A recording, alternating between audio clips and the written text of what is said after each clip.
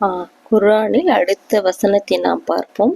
1வது அத்தியாயம் வசனம் 7வது வசனத்தை நாம் இதில் பார்ப்போம். அதாவது, உன் கோபத்திற்கு ஆளானோர் வழியுமல்ல, நெறி தவறியோர் வழியுமல்ல என்று இந்த வசனத்தில் குறிப்பிடுகின்றது. உங்கள் கோபத்திற்கு ஆளானோர் வழியுமல்ல என்று சொல்வதற்கு அத்தியாயம் 5 வசனம் 60 மற்றும் அத்தியாயம் 6 வசனம் 140 இந்த இரண்டையும் கொண்டு நாம் சற்று எடுத்துக்காட்டாக நாம் இதை பார்த்து கொள்வோம். இப்பொழுது 5வது அத்தியாயம் வசனம் 60 பார்க்கலாம். அதாவது, அல்லாஹ்விடமிருந்து இதைவிட கெட்ட பிரதிபலனை அடைந்தவர்களை பற்றி உங்களுக்கு அறிவிக்கட்டுமா? எவர்களை அல்லாஹ் சபித்து இன்னும் அவர்கள் மீது கோபம் கொண்டு அவர்களின் சிலரை குரங்குகளாகவும் பன்றிகளாகவும் ஆக்கினானோ அவர்களும் மன இச்சைகளை வழிபட்டவர்களும் தான். அவர்கள் தாம் மிகவும் தாழ்ந்த நிலையினர், நேரான வழியிலிருந்தும் தவறியவர்கள் என்று நீர் கூறுவீராக. அதாவது, இவர்கள் யாரென்றால், இறைவனுடைய சாபத்தை சபித்து, அல்லாவே சபித்து அவர்கள் மீது கோபம் கொண்டவர்கள். அதாவது அவர்கள். இப்போது அவற்றை சற்று நாம் கருத்தில் கொள்வோம். இந்த வசனத்தை சுருக்கமாக, இறைவனின் சாபத்திற்கும் கோபத்திற்கும் ஆளாகிய தீய சக்திகள் வழிபட்டு தங்களின் செயல்களால் சில மனிதர்கள் குரங்குகளாகவும் பன்றிகளாகவும் மாறிவிட்டதை விட மோசமான நிலை வேறு யாருக்கு இருக்க முடியாது. அவர்களே நேர்வழியை விட்டு முற்றிலும் விலகியவர்கள் என்று இந்த வசனம் கூறுகிறது. மதங்கள் கோட்பாட்டுகளை தாண்டி இந்த வசனம் மனித குலத்திற்கு உணர்த்தும் பொதுவான உண்மை என்னவென்றால், அதாவது இப்பொழுது மனிதர்கள் நிஜமாகவே விலங்குகளாக மாறவில்லை. மாறாக அவர்களின் மனநிலையும் குணமும் விலங்கு நிலைக்கு தரம் தாழ்ந்து போனதையே இது குறிக்கிறது. அதாவது, குரங்கு என்றால் குரங்கு என்பதை யோசிக்காமல் அப்படியே நகலெடுக்கும், தன் சுய அறிவை பயன்படுத்தாமல் பிறர் செய்யும் தவறான காரியங்களை கண்மூடித்தனமாக பின்பற்றும் மனிதர்களை இது குறிக்கிறது.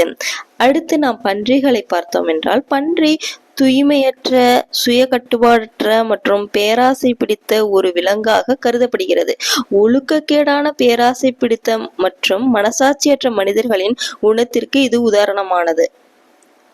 இரண்டாவதாக, மதங்களை தாண்டி பொதுவாக நாம் இதை எடுத்து காட்டும் பொழுது இந்த வசனம் எந்த ஒரு குறிப்பிட்ட மதத்தினரை மட்டும் குறிப்பது அல்ல. மனித நேயத்தை மறந்து வாழும் ஒட்டுமொத்த மனித சமுதாயத்திற்கான இந்த எச்சரிக்கையாகவே நாம் கருதலாம். அதாவது, எடுத்துக்காட்டாக, கார்ப்பரேட் மற்றும் சமூக பேராசை ஒரு மனிதனின் பிறருடைய உழைப்பை சுரண்டி சுற்றுச்சூழலை அழிவதை பற்றியோ சக மனிதர்களின் வாழ்வாதாரம் கெடுவதை பற்றியோ கவனிக்காமல் தன் சுயலாபத்திற்காக மட்டுமே, அதாவது பேராசையுடன் வாழ்கின்றான் என்று வைத்துக் கொள்வோம்.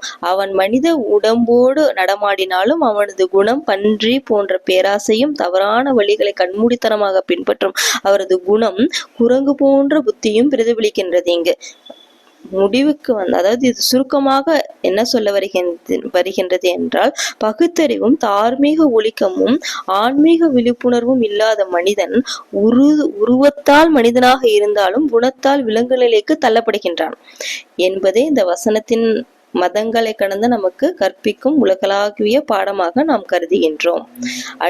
அடுத்த வசனம் நான் பார்த்தோமேனால் 6வது அத்தியாயம் வசனம் 140 அதை எடுத்துக்கொண்டால், இதில் வசனத்தை முதலில் வாசிக்கிறேன். எவர்கள் அறிவில்லாமல் மூடத்தனமாக தன் குழந்தைகளை கொலை செய்கின்றார்களோ, இன்னும் தங்களுக்கு அல்லாஹ் அனுமதித்திருந்ததை அல்லாஹ்வின் மீது பொய் கூறி தடுத்து கொண்டார்களோ, நிச்சயமாக அவர்கள் வழி கெட்டு விட்டார்கள், நேர்வழி பெற்றவர்களாக இல்லை என்று இந்த வசனம் குறிப்பிடுகின்றது. இதை நாம் சற்று சிந்தித்து பார்த்தோமே ஆனால், அதாவது மூட நம்பிக்கை மற்றும் கண்மூடித்தனமான வழக்குகளால் மனிதர்கள் தங்களுக்கு தாங்களே ஏற்படுத்திக் கொள்ளும் சுய இழைப்பை இது எச்சரிக்கிறது. அதாவது இறைவன் இதில் கூறுவது என்னவென்றால், போதிய அறிவோ தெளிவோ இன்றி தங்கள் குழந்தைகளை கொன்று இறைவன் தங்களுக்கு அளித்த வாழ்வாதாரத்தை விலக்கி கற்பனையாக பொய்ச்சாற்றுகளை முற்றிலும் நஷ்டமடைந்தவராகின்றார்கள். அதாவது அவர்கள் வழி தவறி விட்டனர். மதங்களை கடந்த பொதுவான விளக்கமாக இந்த வசனம் ஏதோ ஒரு குறிப்பிட்ட காலத்து மக்களானது மட்டுமல்ல, இது ஒட்டுமொத்த மனித குலத்திற்கு பின்வரும் 2 உண்மைகளை புகட்டுகிறது. ஒன்று, அறிவற்ற கண்மூடித்தனம் சுய அழிவிற்கே வழிவகுக்கும். அதாவது சரியான புரிதல் அல்லது பகுத்தறிவு இல்லாமல் சமூகத்தின் தவறான பழக்கங்களை அப்படியே பின்பற்றுவது மனித வழக்கத்தையும் எதிர்காலத்தையும் அழிப்பதற்கு சமம். அதாவது இயற்கையான நன்மைகளை மாற்றுதல். இப்போது பார்த்தோம்னா, இயற்கையோ அல்லது இறைவனோ மனிதனின் நல்வாழ்விற்காக படைத்த நல்ல விஷயங்களுக்காக மனிதனாக சில விதிகளை தடைகளையும் உருவாக்கி இது பாவம் இது கூடாது என்று விலக்கிக் கொள்வது அறியாமையாகும். அன்றாட வாழ்க்கையிலிருந்து ஒரு எடுத்துக்காட்டாக நம்ம பார்த்தோமே ஆனால், பழங்கால சூழலையே எடுத்துக்கொள்வோம். அன்றைய அரேபியாவில் வறுமைக்கு அஞ்சி அல்லது கௌரவம் கருதியோ பெண் குழந்தைகளை புதைத்தனர். மேலும் சில விலங்குகளையும் தானியங்களையும் இது கடவுளுக்கு மட்டுமே உரியது, நாம் இதை உண்ணக்கூடாது என தாங்களாவே தடை விதித்து கொண்டனர். மதங்களை கடந்த நவீன பார்த்தால் இந்த மாதிரி இவர்கள் இவர்களாகவே தடையை விதித்து கொண்டார்கள். இது நமக்கு ஆகாது, இது இப்படி செய்யலாம் என்று இவர்களுக்குள் தடையை ஏற்படுத்தி கொண்டனர். அதுதான் இந்த வசனம் நமக்கு சொல்லும் குறிப்பீடாகும். அதாவது சுருக்கமாக, பகுத்தறிவை துறந்து மனிதர்களாக உருவாக்கி கொண்ட தவறான கொள்கைகளுக்காக தன் சொந்த நன்மைகளையும் அடுத்த தலைமுறையின் வாழ்வையும் அளிப்பதற்கு தங்களுக்கு தாங்களே பெரும் நஷ்டத்தை ஏற்படுத்தி கொள்கின்றார்கள் என்பதே இந்த வசனத்தினுடைய மைய கருத்து. அதாவது தங்களை தாங்களே அவர்கள் இது வேண்டாம், இது கூடாது, இது அவர்களுக்கு இது கடவுளுக்கு தான் உரியது என்று தங்களை தடுத்துக் கொள்வது. இவைகளை இறைவன் நேர்வழியில் செலுத்த மாட்டார் என்பதுதான் இதனுடைய கருத்து.